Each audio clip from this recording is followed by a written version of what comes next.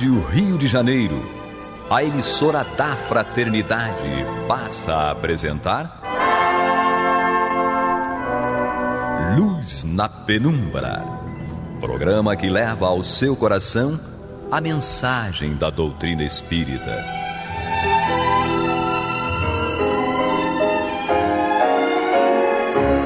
E com vocês, João Nogueira, para estudos de obras póstumas de Allan Kardec. Bem, meus queridos amigos e irmãos, estamos de volta com o programa Luz na Penumbra aqui, como anunciou o Renó, e com o estudo do livro Obras Póstumas de Allan Kardec, onde estamos no capítulo Constituição do Espiritismo.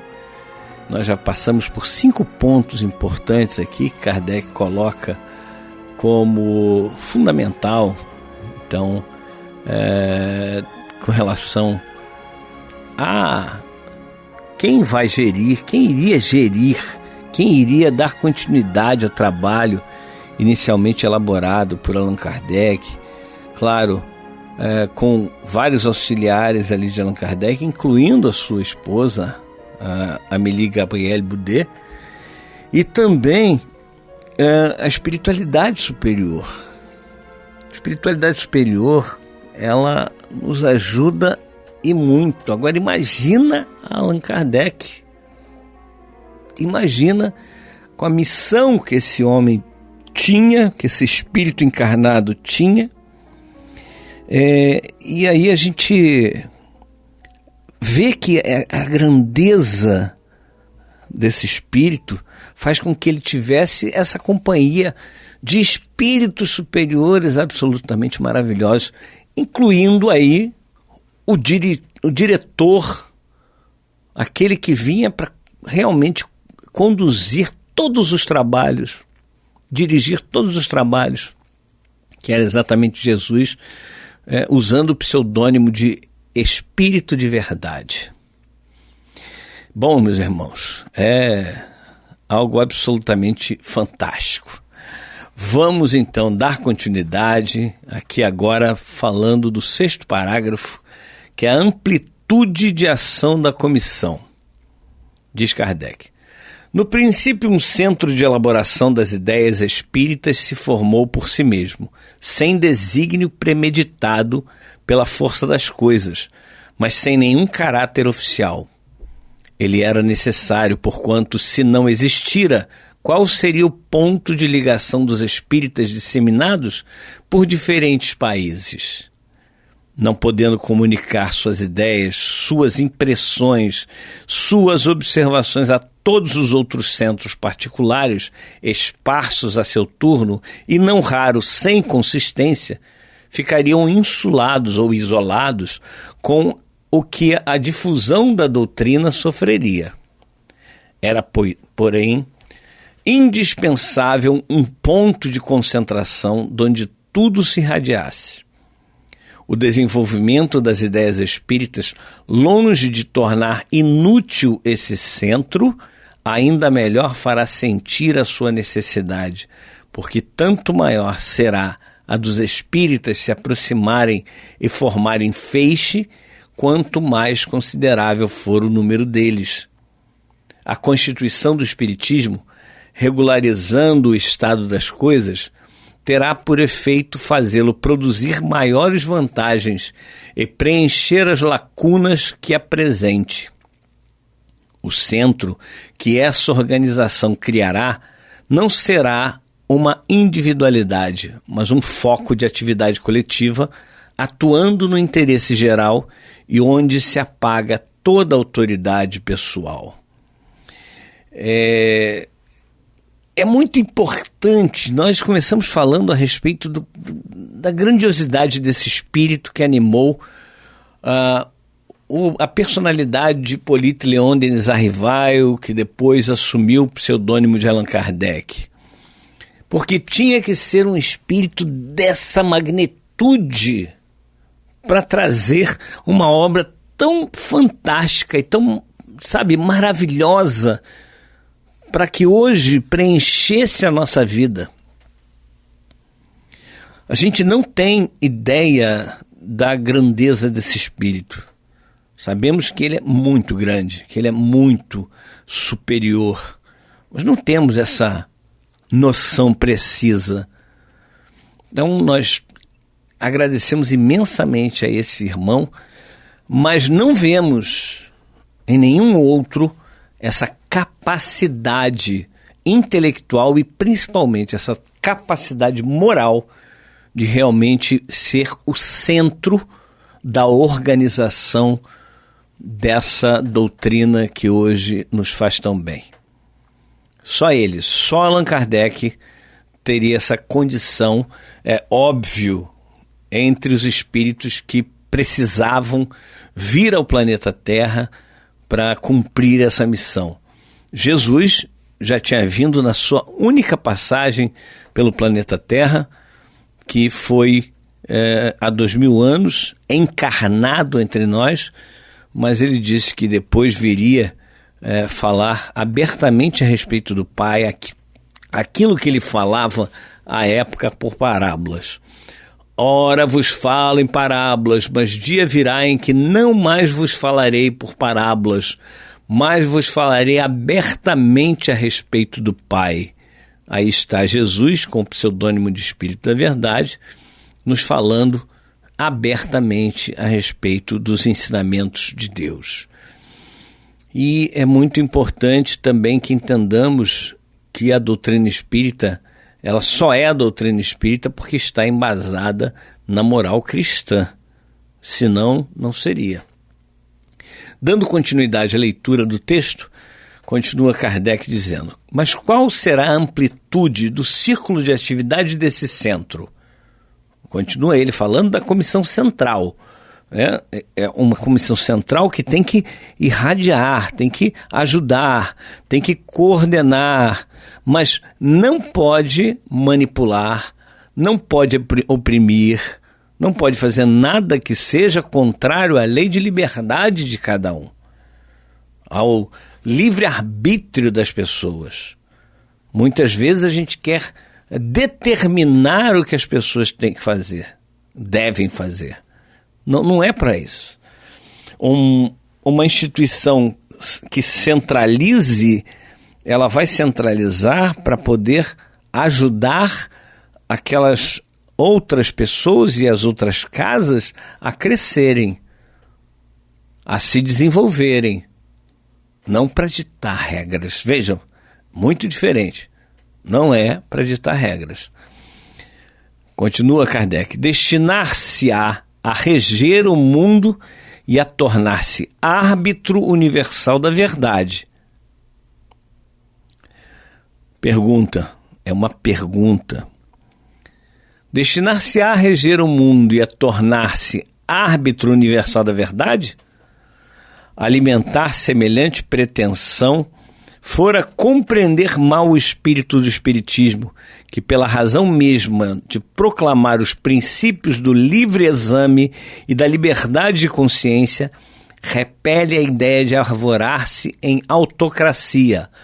Logo que o fizesse, teria enveredado por uma senda fatal. Então aqui nós vemos exatamente aquilo que nós estávamos falando, sem nós avançarmos no texto antes, mas agora nós vemos que Kardec estava exatamente com esse pensamento. Não era para tolher a liberdade das pessoas e das instituições, mas sim de orientar. Continua então Kardec. O Espiritismo sustenta princípios que, por se fundarem nas leis da natureza e não em abstrações metafísicas, tendem a tornar-se, e um dia certamente o serão, os da universalidade dos homens. Todos os aceitarão, porque encontrarão neles verdades palpáveis e demonstradas, como aceitaram a teoria do movimento da Terra. Mas pretender-se que o Espiritismo chegue a estar, por toda parte, organizado da mesma forma que os espíritas do mundo inteiro se sujeitarão a um regime uniforme, a uma mesma forma de proceder, que terão de esperar-lhes venha de um ponto fixo a luz, ponto em que deverão fixar os olhos fora utopia tão absurda como a de pretender-se que todos os povos da terra formem um dia uma única nação governada por um só chefe, regida pelo mesmo código de leis e submetida aos mesmos usos. Há, é certo, leis gerais que podem ser comuns a todos os povos, mas que sempre, quanto às minúcias da aplicação e da forma, serão apropriadas aos costumes, aos caracteres, aos climas de cada um. Aqui o nosso Kardec, como sempre, nos dando o bom senso, a orientação do bom senso. Nós não temos a pretensão, não podemos ter a pretensão de sermos aqueles que ditam as regras. Não vamos ter a pretensão, não podemos ter a pretensão de ter uma instituição centralizadora para ditar as regras. Como Kardec está dizendo aqui, está levantando esse ponto importante.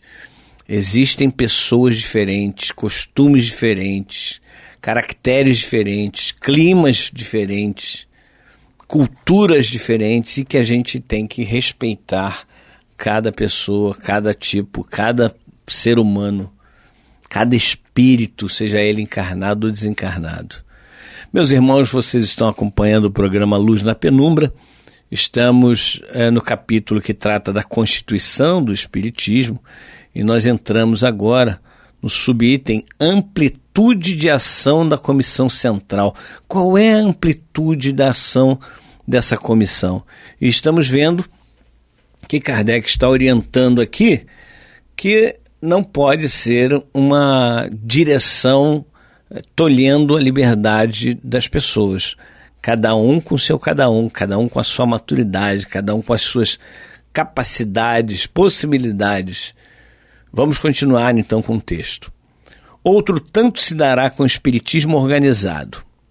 Os espíritas do mundo todo terão princípios comuns que os ligarão à grande família pelo sagrado laço da fraternidade, mas cujas aplicações variarão segundo as regiões, sem que por isso a unidade fundamental se rompa, sem que se formem seitas dissidentes a atirar pedras e lançar anátemas umas às outras, o que seria absolutamente anti-espírita. Olha aí Kardec nos trazendo uma coisa que infelizmente acontece quando nós olhamos um outro grupo e acreditamos que aquele outro grupo está totalmente errado. Não pode ser, isso aí está errado. Vamos brigar, porque vamos romper com esse grupo, porque esse grupo, ou uma pessoa, né, alguém que faz parte de um grupo, diz, não, eu não vou mais participar porque o grupo está errado. Uma única pessoa dizendo que um grupo inteiro está errado. Infelizmente, a gente faz isso, né? E Kardec está dizendo aqui que aqueles que atirassem pedras e lançassem anátemas umas às outras seria absolutamente uma atitude anti-espírita. Anti-espírita. Em primeiro lugar, a fraternidade. Não podemos jamais imaginar uma sociedade espírita sem a fraternidade. Hoje, infelizmente, por conta dessas polarizações, principalmente as políticas, nós temos muita gente que brigou dentro dos centros espíritas. E é muito bom nós entendermos, olharmos para dentro de nós, não é para fora, não. Não é para o outro, é para dentro de cada um de nós. Eu olhar para mim e falar assim, caramba, eu briguei com fulano por causa de política, ou por causa de futebol, que seria muito próximo. Não a mesma coisa, mas muito próximo. Ou eu briguei com fulano por causa de um ponto de vista.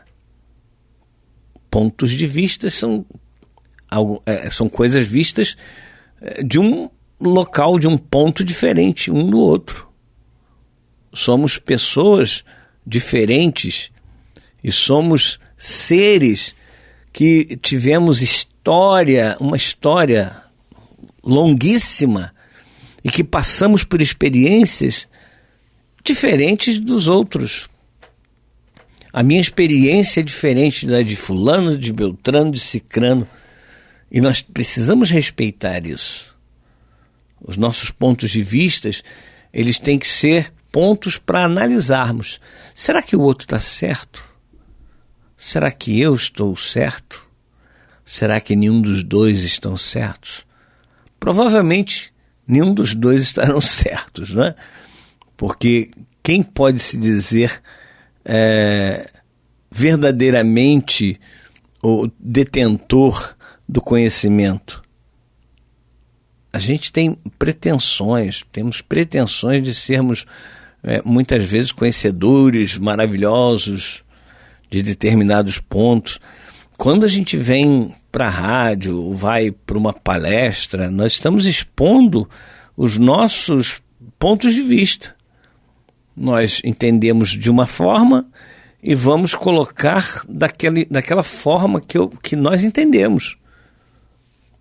Se está certo ou se está errado, uma discussão pode ser muito proveitosa para chegarmos à conclusão de que um dos dois está certo ou nenhum dos dois está certo, mas os dois têm ali pontos que são importantes, que estão corretos, pontos, detalhes. E podemos juntar os dois trechos, os dois pontos, as duas porções que estão corretas para chegarmos a um momento, um conhecimento melhor, mais maduro. Pode acontecer.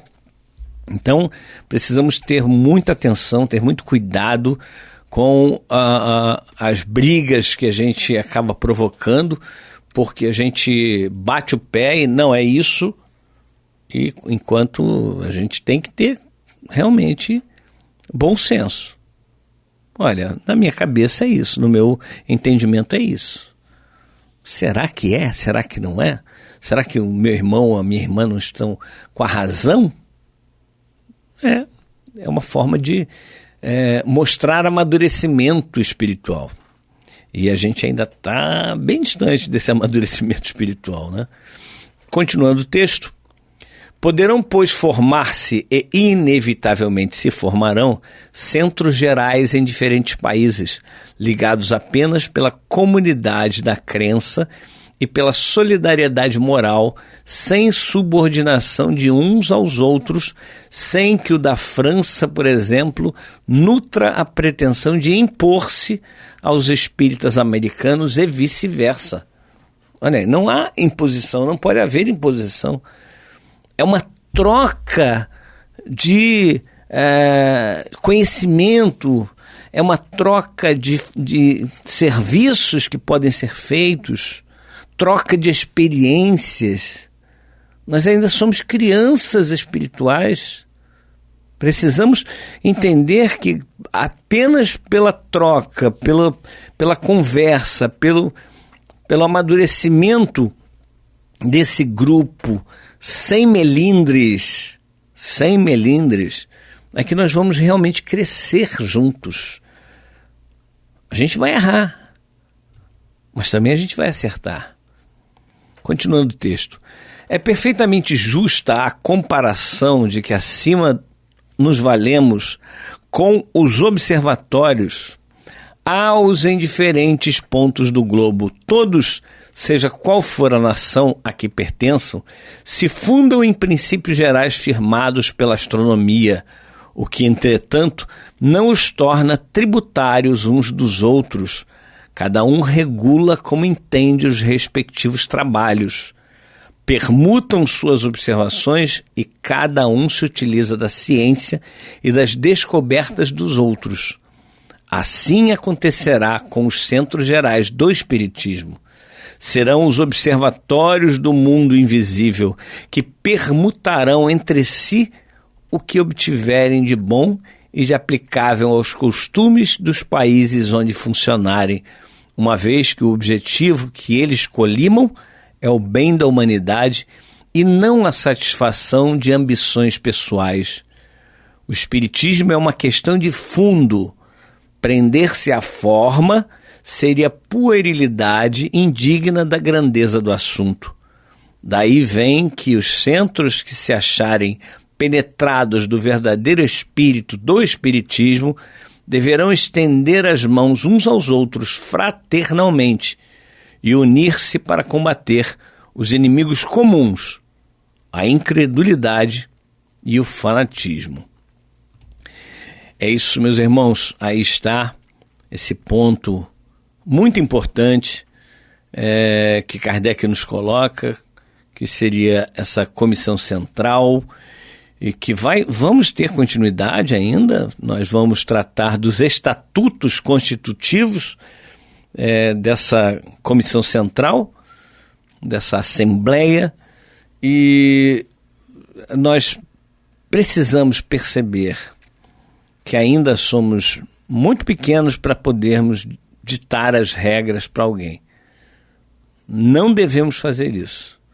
Devemos analisar, amadurecer. Se nós chegarmos à conclusão que o outro está certo, dar a mão à palmatória, entre aspas, claro, dizer, não, está certo, o outro está certo, mas não colocarmos a vaidade, a prepotência para nos separar. A vaidade e a prepotência nos separam uns dos outros. Elas fazem com que nós deixemos de ser verdadeiramente cristãos, espíritas, e passemos a ser pessoas que vão buscar ali a sua vantagem pessoal. É muito importante nós olharmos para dentro de nós e perguntarmos qual é o meu interesse com relação ao que eu estou fazendo. Será que o meu interesse é de beneficiar a mim mesmo? Será que o meu interesse é de trazer as pessoas para o meu lado e me fazer como um grande guru da humanidade? É porque a gente pode ter essa pretensão, mas quando a gente começa a perceber que Jesus tem que ser o centro de tudo e que ele não tem a menor vaidade, absolutamente não tem a menor vaidade, que nós precisamos tê-lo como a questão 625 do Livro dos Espíritos fala, que é o nosso guia, nosso modelo, ou seja, temos que nos espelhar nele para que a nossa vida realmente siga um caminho cristão. Aí nós estaremos caminhando bem. Mas enquanto nós acharmos que somos melhores do que os outros, que a nossa opinião é a certa, o outro errado, e que devem todos ler da mesma cartilha que eu leio, todos compreendendo como eu compreendo, eu estarei muito distante do Evangelho do Cristo, estarei muito distante da doutrina espírita. Então, vamos pensar bem, vamos amadurecer, vamos ter respeito às pessoas, independente do que elas pensem ou falem. Todos nós chegaremos a um ponto bom, ainda estamos muito distantes. Estamos terminando o nosso programa, vem aí o estudo do Evangelho segundo o Espiritismo com o Antônio de Pádua, e até uma próxima oportunidade, se Deus assim permitir. Você está ouvindo o programa Luz na Penumbra.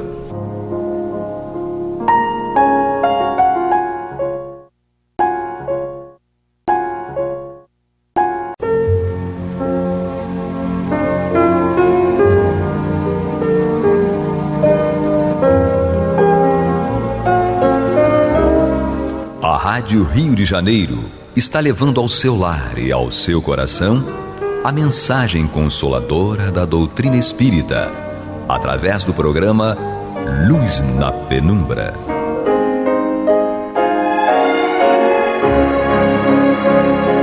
E com vocês, Antônio de Pádua Barbosa, para comentar o Evangelho segundo o Espiritismo, da obra codificada por Allan Kardec. Muito boa noite, meus amigos. Estamos aqui em continuação ao programa Luz na Penumbra, no qual nós estudamos o Evangelho segundo o Espiritismo de Allan Kardec. Estamos aqui terminando o seu capítulo 10º, Bem-aventurados os que são misericordiosos. Então hoje nós temos aqui os 3 últimos itens dessas instruções dos Espíritos. No caso especificamente, são 3 perguntas que Kardec faz a São Luís, que nos responde. E essas 3 perguntas realmente vêm ao encontro das dúvidas que todos nós, vocês, eu e qualquer um que estuda aqui, isso que nós estudamos nesses últimos programas a respeito da misericórdia, a respeito do perdão, a respeito da indulgência, a respeito de não julgar as pessoas. E nos traz uma dúvida, porque nós pensamos assim, puxa vida, eu vou tentar fazer essas coisas, seguir, mas vai haver casos em que eu vou ficar meio assim, sem entender muito bem a situação. Eu não vou adiantar a vocês os casos, eu vou ler as perguntas, uma de cada vez, aí vocês vão notar isso que eu estou dizendo, essa dúvida que aparece em nós, já que entendemos que temos que ser misericordiosos, entendemos que temos que perdoar qualquer ofensa, entendemos que ser indulgentes com as faltas dos outros, mas há casos em que a gente fica com a pulga atrás da orelha. E essas perguntas aqui que Kardec faz e São Luís responde, são perguntas típicas daquelas que vocês ouvintes, que também escutam o programa Respondendo aos Ouvintes, nos fazem. Porque são dúvidas muito pertinentes. E que qualquer um que estudou isso que nós estamos aqui e entendeu, fica com essas dúvidas aqui. Por isso que Kardec se adiantou e já botou as dúvidas aqui e tem a resposta de São Luís. Vamos ver aqui então de que se tratam então essas dúvidas. Aqui, no item 19, a pergunta de Allan Kardec. Como ninguém é perfeito, seguir-se-á que ninguém tem o direito de repreender o seu próximo? Porque vocês devem ter prestado atenção nos programas anteriores, quando nós estudamos, que os Espíritos vão mandar as mensagens falando assim, você tome cuidado ao repreender, ao não ser indulgente, a não perdoar o irmão que comete uma falta, porque vocês fazem coisas até piores. E é verdade, a gente admite que é verdade. Então ele está dizendo para nós, vocês têm que pensar bem antes de acusar, antes de julgar, antes de não perdoar, antes de ser maledicente, porque vocês fazem isso também, o pior. E quando for a vez de vocês gostariam que vocês fossem perdoados, que as pessoas fossem indulgentes, que não julgassem vocês, não caíssem tacando pedra. Então é justo que a gente tenha essa dúvida. Mas tudo bem, então ninguém é perfeito, todo mundo aqui tá sujo. Então ninguém mais pode falar de ninguém. Não podemos repreender ninguém. Se o cara errou, não tem problema não, porque eu também erro. É essa a ideia. Que essa pergunta, essa dúvida é uma dúvida pertinente. Então o que São Luís fala? Certamente que não é essa a conclusão a tirar. Ou seja, está achando que nós tiramos uma conclusão precipitadamente. Pois cada um de vós deve trabalhar pelo progresso de todos. E, sobretudo, daqueles cuja tutela vos foi confiada. Então, ele já está dizendo o quê? Não, peraí, calma lá. Então, se nossos irmãos erram, cabe a nós, que faz parte do nosso pacote, ao encarnarmos aqui, cuidarmos uns dos outros. Então, se nosso irmão erra, é nossa obrigação alertá-lo, orientá-lo, ensiná-lo, para que não continue no erro. Nós misturamos e achamos que é para cair de pau, prender e etc. Não é isso. Até porque ele fala aqui, ainda mais, sobretudo, com aqueles cuja tutela vos é confiada, ou seja, as pessoas que estão sob a minha tutela, a minha guarda, a minha orientação, meus filhos, meus netos, a minha esposa, no caso, o marido das mulheres que estão nos ouvindo, os pais mais idosos, todas as pessoas que estão sob a nossa tutela, a nossa guarda, merecem mais ainda essas corrigendas, que faz parte do nosso pacote, quando viemos para cá, cuidar deles, inclusive moralmente falando. Mas por isso mesmo deveis fazê-lo com moderação. Tem que ter cuidado. Para um fim útil e não pelo prazer de denegrir, como se faz na maioria das vezes. Aí a diferença é essa. Uma coisa é você corrigir, alertar a pessoa que ela está no erro. entender o que ela está errando, mas tentando corrigir com delicadeza, com aquele objetivo de fazer algo útil para a melhoria daquela pessoa, e não pelo prazer de denegrir, de espirraçar. Essa é a diferença que nós temos que observar aqui. Nesse último caso, ou seja, no caso de que nós fazemos com a ideia de denegrir, de espirraçar, é um dever que a caridade manda cumprir com todo o cuidado possível. Mas ainda, a censura que alguém faça a outrem deve ser dirigida também a si próprio, procurando saber se não a terá merecido. Então, se nós virmos nosso irmão ou uma pessoa que está sob nossa tutela cometendo um erro, vamos lá corrigir, ensinar com calma, com o fim de que a pessoa não cometa mais erros, mas ao mesmo tempo vamos pensando aqui, quando nós fizemos a mesma coisa, se estamos fazendo a mesma coisa, porque aí aquilo que nós passamos para outra pessoa de lição, de ensinamento, sirva para nós também. Eu falo porque é o meu caso aqui. Eu conto aqui muitas histórias para vocês, dou muitos conselhos, tem que fazer assim, tem que fazer assado, como estou dizendo aqui. Mas não quer dizer que eu consigo fazer.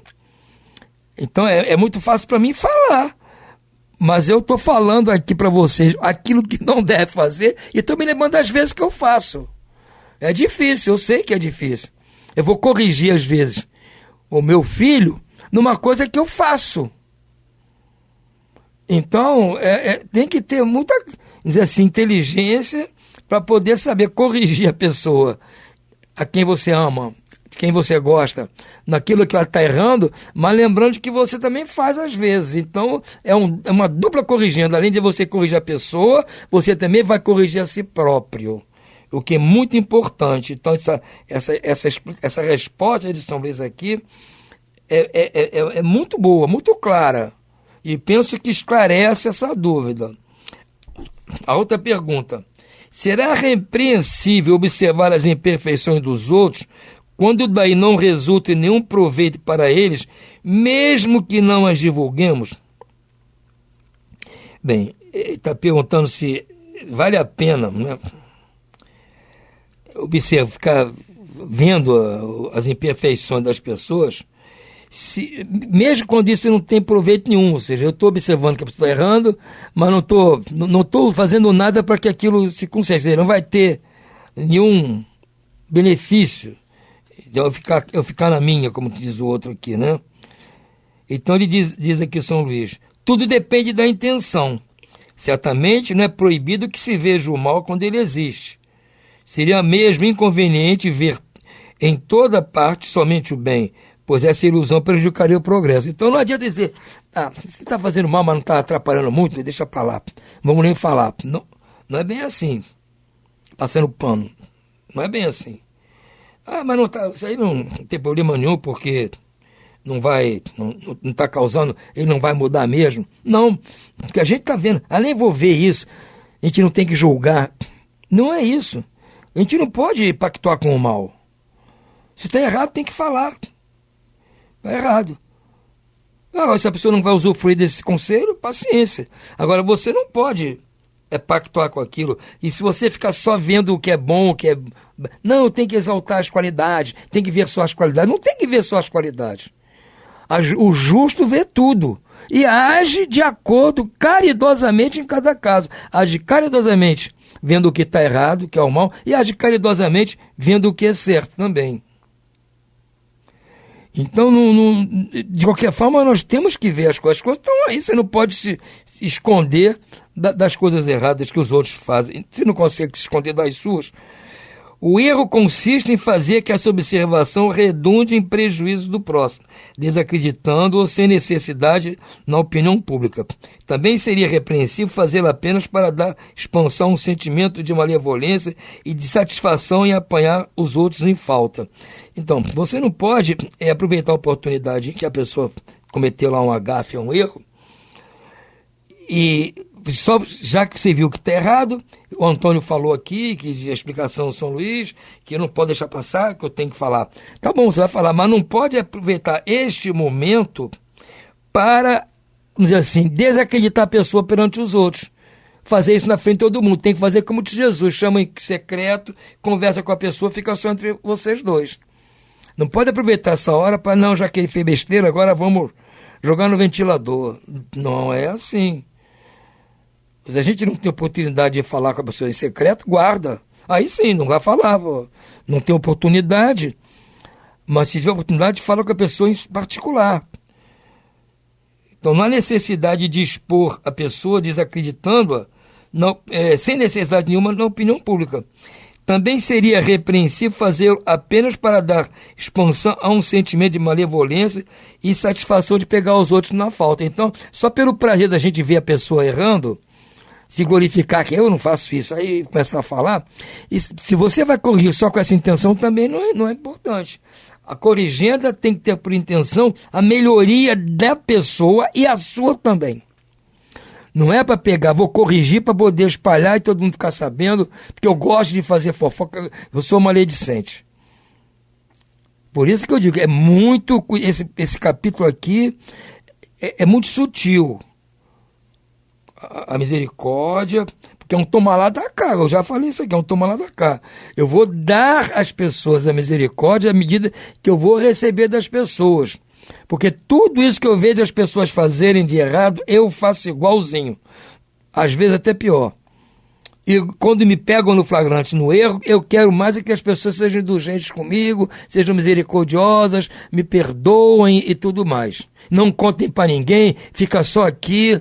Mas eu errei, mas por favor, não fala para ninguém que eu errei. A gente cansa de fazer isso, gente. Então temos que agir da mesma forma com os outros.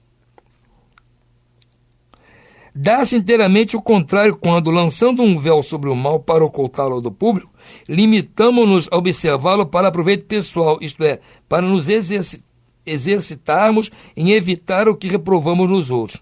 Essa observação, aliás, não é proveitosa ao moralista? Como ele pintaria os defeitos da humanidade se não estudasse os modelos? Então, ele está dizendo, muita gente que é esses famosos moralistas, as pessoas que querem consertar o mundo, de qualquer forma, o mundo está errado, tem que consertar o mundo, é aqui, seja na religião, na política, até no futebol. Nós somos aqui mestres em querer consertar o mundo. E como é que a gente aprende assim? É tentando consertar os outros.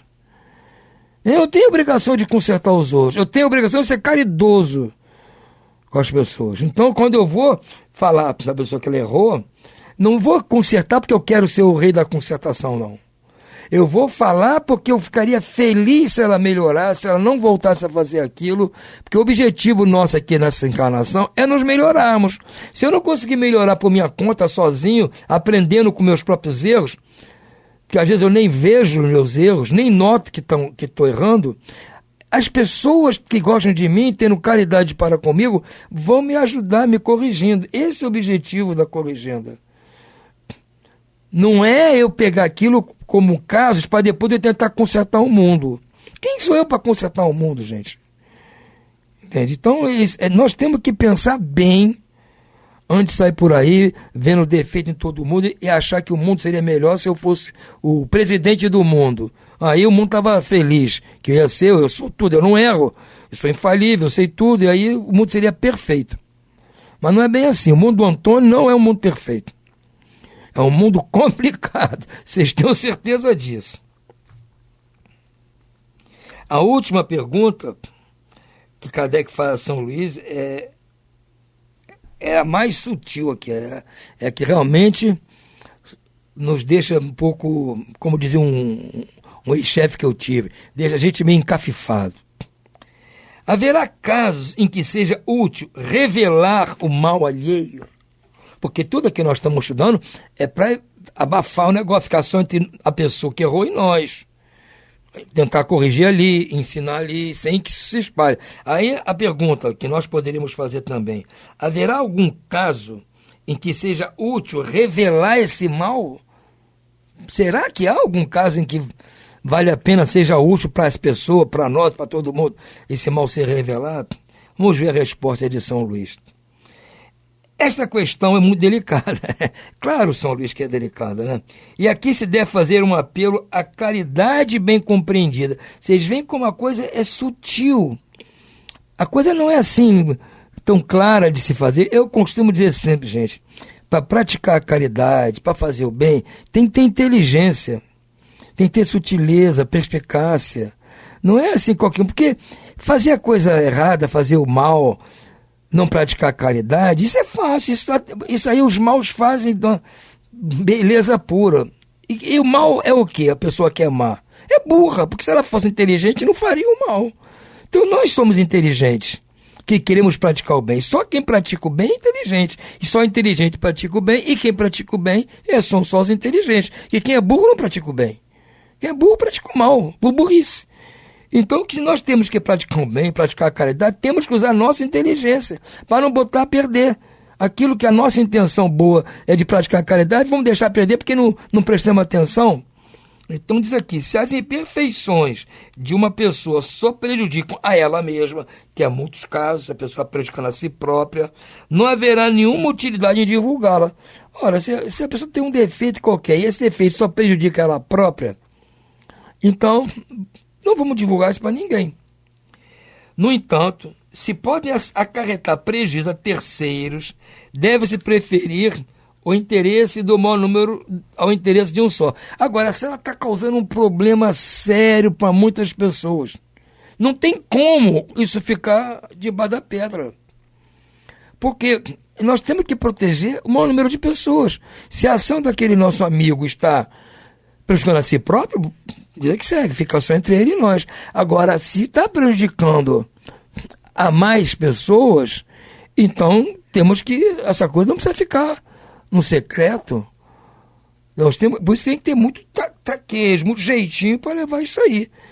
Nós temos que segurar a onda, segurar a informação, até que nós temos condição de agir com inteligência, com sutileza, com perspicácia, para poder não entornar o caldo. Segundo as circunstâncias, desmascarar a hipocrisia e a mentira pode constituir um dever, pois mais vale cair um homem do que muitos virem a ser suas vítimas. Em tal caso, deve-se pesar a soma das vantagens e dos inconvenientes.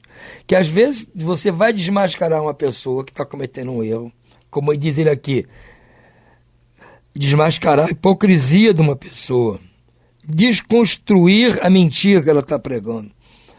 Ela vai ser prejudicada, porque você vai botar lá a nu na frente de todo mundo. Ela vai ficar ruim para ela. Mas você tem que pensar, ela está causando mal a muita gente com a hipocrisia dela e com a mentira dela. E entre muitas pessoas sendo prejudicadas e prejudicar só o próprio causador do mal, infelizmente vai ter que ser ele o prejudicado. Não há como evitar. Então nós que temos que fazer é um balanço das vantagens e dos inconvenientes da nossa atitude. Por isso que eu disse, tem que ser inteligente para saber até que ponto nós vamos levar isso. Expor uma pessoa só, poupando os outros.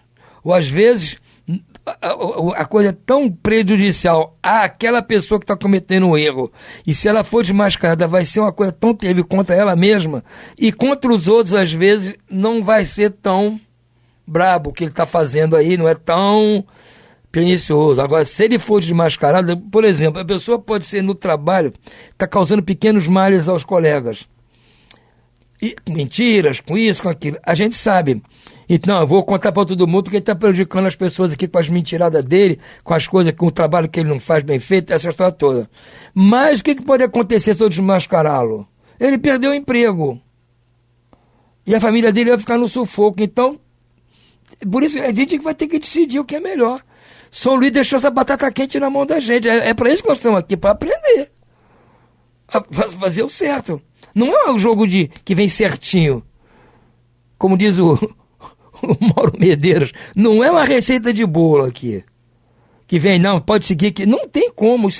Isso aí são as possibilidades. Nós temos que ver, cada caso é um caso. Há casos em que vai valer a pena nós denunciarmos a pessoa, porque ela está prejudicando todo mundo, e há casos que não vai poder. E quem é que vai poder julgar isso? Somos nós, gente. E aí que nós temos que apelar para o quê? Para o nosso coração que vai ter que decidir. Agora, como nosso coração é influenciado pelos nossos sentimentos, ele, coitado, ele não tem capacidade para fazer isso. E vamos ter que apelar para quem? Para São Luís. Lembrando, se aparecer para vocês um caso igual a esse, assim, pensem no São Luís, porque ele está dizendo aqui o que tem que fazer, então ele sabe. Então, pensa, São Luís, estou naquela situação que o senhor falou ali, na resposta que deu para Allan Kardec, lá no capítulo 10º do Evangelho. E eu estou nessa saia justa aqui, não sei o que faço. O senhor, por favor, me oriente. Se não lembrar de São Luís, lembre-se de qualquer amigo espiritual. Seu anjo da guarda, Jesus Cristo, quem quiser, para lhe ajudar. Porque várias vezes nós citamos aqui, nessas mensagens dos Espíritos, eles dizendo que os Espíritos de boa vontade estão aí para nos ajudar, para nos orientar. Não é só mandando mensagem não, eles estão no dia a dia conosco ali, tentando segurar a nossa onda. Então não é nada demais que a gente peça ajuda a eles, porque é uma situação difícil, então vamos pedir ajuda, gente. E não se constranjam disso não, pode pedir ajuda à vontade que vão receber ajuda. Fala nisso, gente. Vamos terminando por aqui hoje. Desejo a você uma boa noite e muita paz também.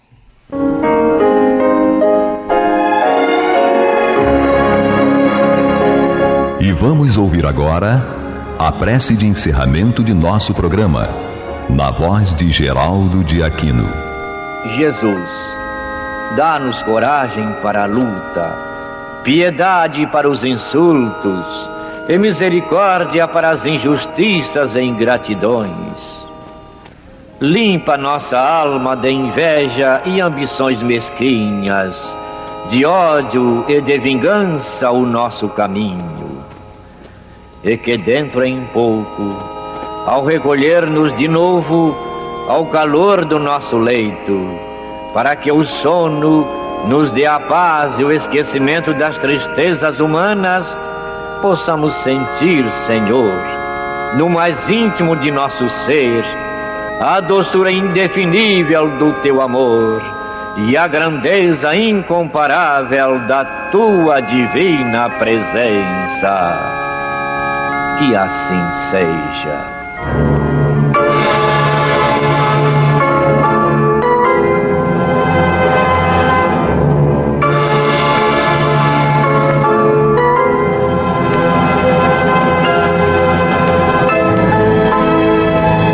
Acabamos de apresentar o programa Luz na Penumbra, que voltará a ser apresentado amanhã às 21 horas nesta emissora.